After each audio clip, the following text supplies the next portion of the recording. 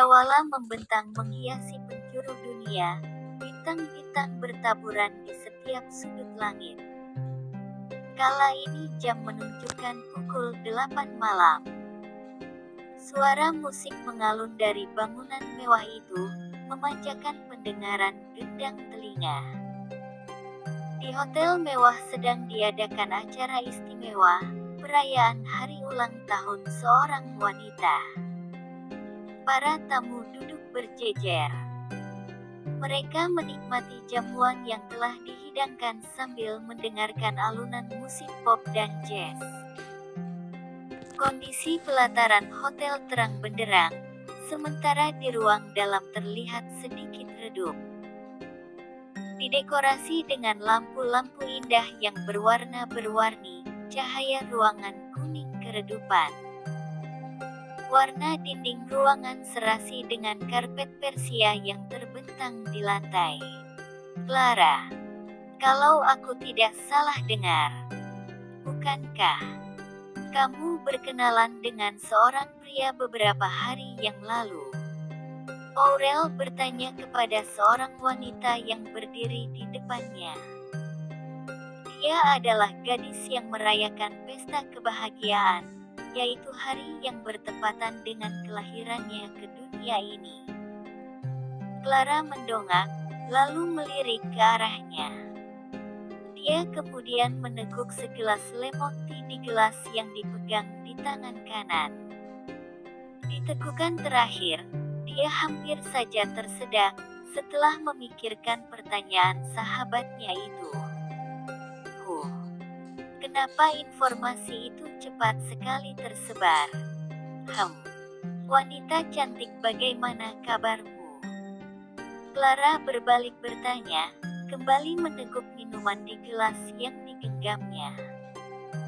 Aurel, kupingmu terlalu nyaring, sehingga secepat itu mengetahui tentang perkenalanku dengan seorang pria di Singapura. Aurel tersenyum kecil, dan berucap, saudaraku mengenali pria itu cukup dekat, dan kabar baiknya dia sangat mengagumimu.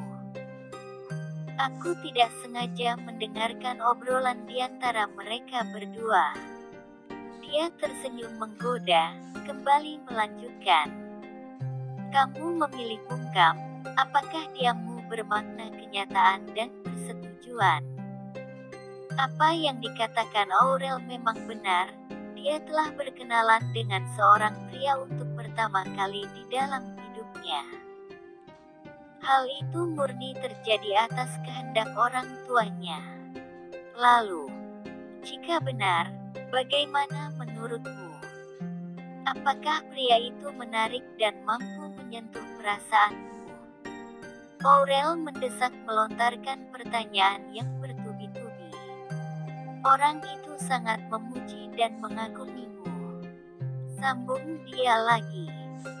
Bara memiliki hubungan yang cukup akrab dengan saudara laki-laki Aurel. Sehingga, tidak ada satupun rahasia, ataupun masalah yang mereka sembunyikan, termasuk hal pribadi tentang pertemuannya dengan Clara di Singapura. Clara memalingkan wajah, raut dingin menghiasi wajah imutnya. Kepala terisi pikiran tak menentu. Wanita ini memiliki postur tubuh tinggi ramping, dagu tirus menggantung semakin memperindah tampilan wajah kecil nan imut miliknya. Kulit putih bersih dan halus seperti kulit bayi. Kedua bola mata bulat serta jernih menjadikan dia semakin menarik. Aurel tidak bisa mempungkiri bahwa sahabatnya itu sangat cantik seperti Dewi Cinta. Tak heran begitu banyak pria yang tertarik ingin memilikinya, termasuk Bara. Aurel menatap dalam kebiji mata sang Dewi tersebut. Setelah berdiam diri beberapa menit, akhirnya Clara angkat bicara. Dia bukan menu kesukaanku, untuk itu tidak akan ada kesempatan baginya, aku tidak tertarik kepada pria tersebut. Aurel, Refleks terbelalak setelah mendengarkan ucapan itu. Dia memutar bola mata, seolah-olah tidak yakin dengan apa yang didengar barusan. Tuan Bara tidak menarik baginya.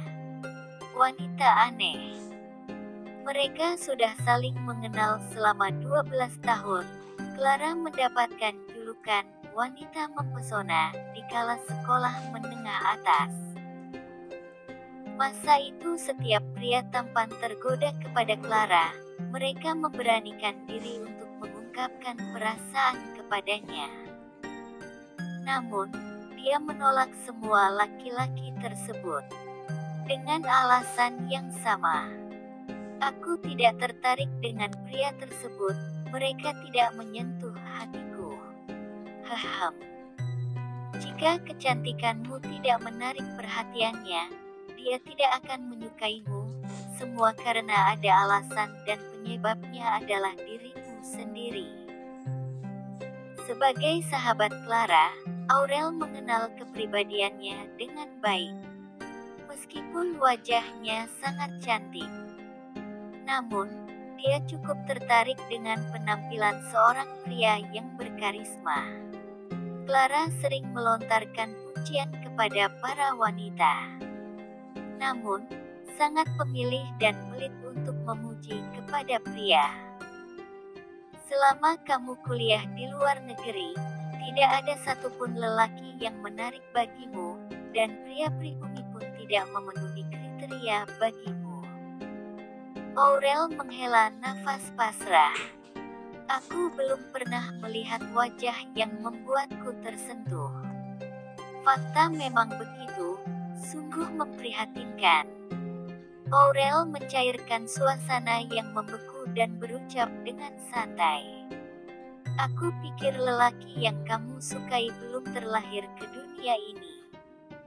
Maka untuk itu kamu perlu bersabar untuk menunggu kehadirannya. Sindirnya. Clara menyambung ucapan sesuai fakta. Memangnya kenapa? Dia mendengus sedikit kesal. Aku akan menunggunya hingga menjadi pria dewasa. Akhirnya aku menikahinya setelah menjadi wanita tua yang sangat keribut. Dia tersenyum kemudian terkekeh geli. Clara meletakkan gelas kosong ke atas nampan pelayan, lalu berucap, "Sobatku, aku pamit dahulu. Aku masih lelah setelah penerbangan dari jet kemarin. Lagian aku ada jadwal meeting yang akan dilakukan esok hari. Mari kita hangout di lain waktu." "Baiklah. Beristirahatlah." Aurel terdiam sejenak. Kamu baru saja kembali ke Jakarta beberapa jam yang lalu. Apa yang bisa kamu lakukan esok harinya? Clara berbalik termangu sejenak. Tidak ada sesuatu yang perlu disembunyikan, karena proyek ini akan diketahuinya suatu saat. Dia mengusap jari jemarinya, lalu berkata, "Aku menyumbangkan sesuatu ke universitas di ibu kota." Hahem. Clara tertidur pulas hingga siang hari berikutnya. Dia bangkit setelah merasakan tubuh segar. Dia bersiap-siap untuk melakukan kunjungan ke universitas swasta di ibu kota, sesuai dengan jadwal meeting yang telah disepakati. Clara berangkat menaiki mobil pribadi mewah, dikemudikan oleh seorang supir. Universitas tersebut telah lama didirikan, memiliki sejarah panjang yang tidak terlupakan.